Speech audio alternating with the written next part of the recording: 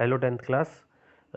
ये टेस्ट है periodic classification of element का और आपसे 10 क्वेश्चन पूछे जाएंगे इस टेस्ट में।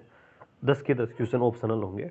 आपको जो भी क्वेश्चन सही लगता है अपनी ओर से उस ऑप्शंस को आप नोट डाउन कर लीजिएगा और इसके बाद आपको एक वीडियो और मिलेगा जो आपका सॉल्यूशन वीडियो होगा और वो आप उनसे मैच कर सकते हैं। ठीक है, क्वेश्चंस को आप अपनी नोटबुक में लिख लीजिएगा। तो जो रिस्पॉन्स आप जो लगाएंगे वो स्कूल में आने के बाद फिर देख लेंगे कि आपने कितने ठीक किए थे कितने गलत नहीं किए, वो मैं जान लूँगा। वैसे आपको तो पता लग ही जाएगा कि आपने कितने ठीक किए थे कितने गलत किए थे। तो देखो बच्चों, सोच समझ के आंसर करना है। मैं आपकी थोड़ी हेल्प करूँगा इसमें समझाने में क्वेश्चंस की। Elements having same valence electron are place in same group but there is an exception with. देखो ये बात तो सही बात है, जिनका वैलेंस सेम थे, जिनके वैलेंस में सेम इलेक्ट्रॉन थे उनको सभी को एक ग्रुप में रखा गया। जैसे जिसके वैलेंस में एक था उनको उनको सभी को एक साथ रख दिया गया है ना। जिनको हमने बच्चों वर्टिकल लाइन से बोला था, ठीक है ना, सेम ग्रुप में रख दिया। जिनके दो थे उनको भी दो दूसरे वाली लाइन में रख दिया। जिनका तीन था उनको तीन वाली लाइन में रख दिया। पर केवल एक ऐसा एलिमेंट था जिसके जिसको अपवाद था वो, तो वो कौन सा था? तो first option, second option, third option या फोर्थ ऑप्शन। तो मैंने आपसे बताया था कि इसकी वैलेंसी कुछ और है और इसको रखा कहीं और गया है। तो आपको सब जानते हैं वो कौन सा एलिमेंट था। ठीक है ना, इस बहाने आपको पता लग जाएगा कि आपको कितना लेसन आ गया है। चलिए नेक्स्ट क्वेश्चन है।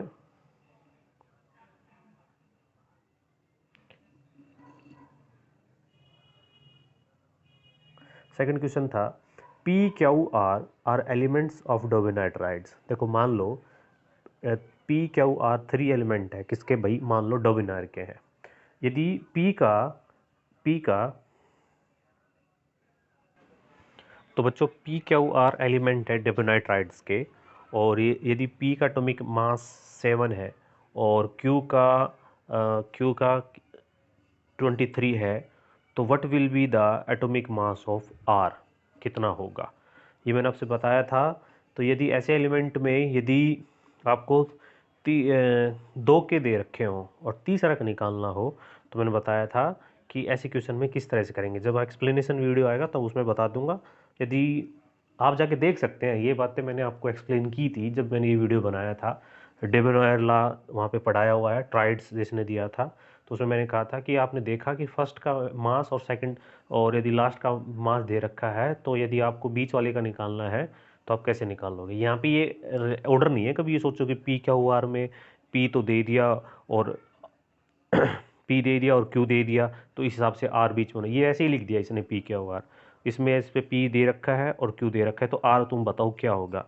तो चलिए, आप यदि जानते तो अच्छी बात है, नहीं जानते तो मैं आपको वीडियो सॉल्यूशन में बताऊंगा। नेक्स्ट है which element was discovered after Mendeleev gave the periodic table. Mendeleev ने अपनी पीरियोडिक टेबल दे दी थी, तो उसके बाद फिर कौन सा एलिमेंट खोजा गया भाई? गैलीलियम था, मैग्नीज था, एल्युमिनियम था या टेंटेलम था, है ना। तो वो आप देखिए कौन सा ऑप्शन सही रहेगा। वैसे आपने पढ़ रखा है कि इनमें से कौन सा ऑप्शन आएगा। नेक्स्ट था an element with atomic number 3 combine with another element with atomic number 17। एक एलिमेंट है जो तीसरे नंबर पे आता है। तो मैं आपसे पूछता हूँ तीसरे नंबर पे कौन आता है? आपने याद किए हुए 20 तक तो याद किए हुए ही होंगे। तो तीसरे नंबर पे कौन आता है ये बताओ। और फिर दूसरा एलिमेंट जो 17वें नंबर पे आता है, तो 17वें नंबर वाला तो बहुत फेमस है। जब वो दोनों मिल जाएंगे तो वो फार्मूला क्या बनेगा? तो सीधी बात है बच्चों, तीसरे नंबर पे देख लो कौन आ रहा है और 17वें नंबर पे कौन आ रहा है, और दोनों जो मिल रहे हैं वही आपका आंसर है। तो देखिए बच्चों, इसमें से ए ऑप्शन है या बी ऑप्शन है या सी ऑप्शन है या डी ऑप्शन है। नेक्स्ट है horizontal rows in a periodic table are called. ये तो कई बार बात आ चुकी है। हॉरिजेंटल रोज और एक होती है वर्टिकल। तो हॉरिजेंटल रोज को पीरियड में क्या कहा जाता है? कॉलम्स कहा जाता है, ग्रुप कहा जाता है, या पीरियड कहा जाता है, या रोज कहा जाता है? तो ये भी आप जानते होंगे। चलिए नेक्स्ट क्वेश्चन पे चलते हैं। Which element has two shells both of which are completely filled with electron. इनमें से कौन सा एलिमेंट है जिनकी दोनों सेल्स, पहली और शुरू की और दूसरी दोनों कंप्लीट है? जैसे पहले में 2 आ जाए तो दूसरे में कितने आते हैं? 8 भरी हो। तो देख लो, ये तो सीधा हिसाब है, इसमें तो पता लग जाएगा कौन सा होगा। इनमें से ऐसा कौन सा एलिमेंट है जिनकी शुरू की दोनों सेल पूरी भरी हुई है? कम्प्लीटली फिल्ड है।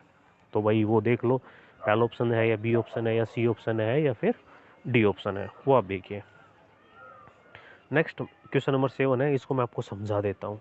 बेसिक क्लियर कर रहा है ये क्वेश्चन आपका, है ना।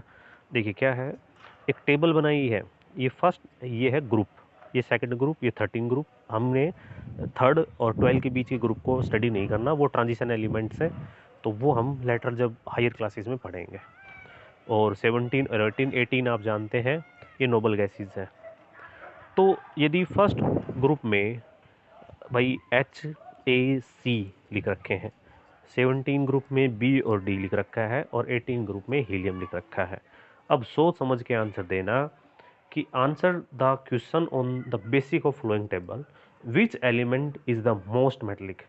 मतलब कि तुमसे पूछा है कि ये जितने भी HACBDHE, इनमें से कौन सा मेटल है, या सॉरी मेटल नहीं बोलेंगे, कौन सा एलिमेंट है जो मोस्ट मेटलिक करेक्टर शो करता है, जो मेटल प्रॉपर्टी को शो करता है, बहुत बड़ी मेटल प्रॉपर्टी को शो करता है। तो तुम देखो, मैंने तुमसे बताया था मेटलिक करेक्टर, मैंने कहा था कि जब तुम 1 से 18 की ओर जाओगे तो मेटलिक करेक्टर घटता है, तो इसीलिए बात है उधर तो जाना ही नहीं है 17, 18, क्योंकि उधर तो बैठी हुई है नॉन मेटल। तो इतना तो हमें पता लग गया है कि वो पहले की ओर है। अब तुम्हें यूँ देखना है कि इस पहले ग्रुप में HAC, इनमें से मेटलिक करेक्टर किसका ज़्यादा होगा। तो तुमसे मैंने बताया था मेटलिक करेक्टर का मतलब होता है कौन अपने जल्दी इलेक्ट्रॉन को लॉस कर देगा। जो एलिमेंट अपने इलेक्ट्रॉन को जल्दी लॉस कर देगा वो उसका मेटलिक करेक्टर उतना ही बड़ा मिलेगा। क्या तुम मुझे ये बता सकते हो कि H जल्दी रिलीज करेगा या A करेगा या C करेगा। HAC में से कौन सा एलिमेंट अपना इलेक्ट्रॉन लॉस करेगा। तो मैं बता दूं, मैंने बताया था जिसका साइज बड़ा होगा वो जल्दी इलेक्ट्रॉन को लॉस करेगा। तो HAC में साइज किसका बड़ा है, तो मैंने कहा था, याद कीजिए कि जब हम ग्रुप में ऊपर से नीचे चलते हैं, तो मैंने कहा था ना जिस तरह से नीम चौड़ी हो जाती है ऊपर से नीचे चलते हैं, उसी तरह ग्रुप में जब हम ऊपर से नीचे की ओर जाते हैं तो साइज बढ़ता है। तो सब कुछ मैंने आपको क्रिस्टल क्लियर कर दिया है, अब आप अपना आंसर लगा सकते हैं। नेक्स्ट है, answer the questions on the basic of the following table. फिर से वही टेबल आ गई है, अब आपको बताना है किस एटम का साइज लार्जेस्ट होगा। Answer the question on the basic of the following table, which atom is the largest. क्या H होगा या A होगा या C होगा या B होगा या D होगा या हीलियम होगा। इनमें से कौन से एटम का साइज सबसे बड़ा होगा। तो सोच समझ के आंसर देना है। ध्यान रखना, उधर ये मेटल्स है और उधर कौन है, नॉन मेटल्स है। तो ये सोच के आंसर दिया जाएगा, एक्सप्लेनेशन मैं आपको दे दूंगा।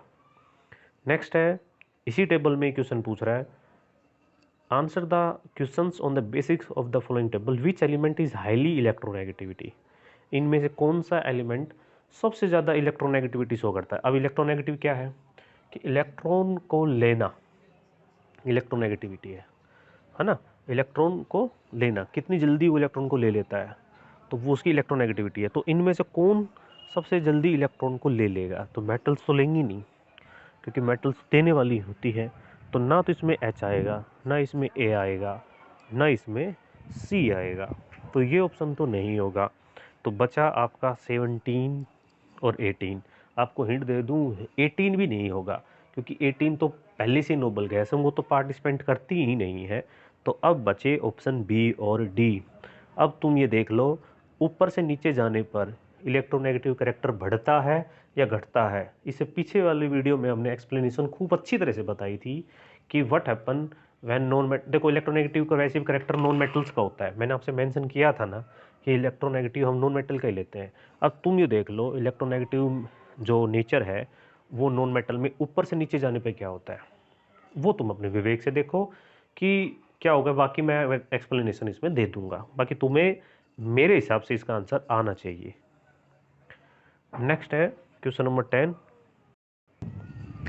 अब है क्वेश्चन नंबर 10, जिसमें आपसे पूछा गया है, answer the questions on the basic of the flowing table, name the family of HAC। जो फर्स्ट ग्रुप में H और A और C को रखा गया है, इस फैमिली का नाम क्या है। तो याद करो, मैंने बोला था फर्स्ट और सेकंड ग्रुप में एक का नाम तो एल्कली है और दूसरे का नाम एल्कलाइन है। तो वो आपको देखना है कि इनमें से एल्कली कौन है और एल्कलाइन कौन है। तो सीधी बात है, हम 17 और 18 की तोड़ दिया जाएंगे ही नहीं, क्योंकि वो तो आपकी ना तो एल्कली है ना एल्कलाइन है, तो ना तो ऑप्शन 17 में कोई एलिमेंट है वो होंगे, ना 18 ग्रुप में कोई एलिमेंट है वो होगा। तो अब आप देख लीजिए, ठीक है ना। आंसर लगभग मैंने आपसे दे ही दिया है। तो ये 10 क्वेश्चन थे बच्चों। उम्मीद है आप लोगों को क्वेश्चंस के सॉल्यूशन खुद ब खुद ही आ गए होंगे। बाकी मैं इसका वीडियो अभी नेक्स्ट वीडियो में दे दूंगा, ठीक है ना। कितने सही होते कितने नहीं होते वो आप अपनी डिटेल स्कूल में दिखाएंगे।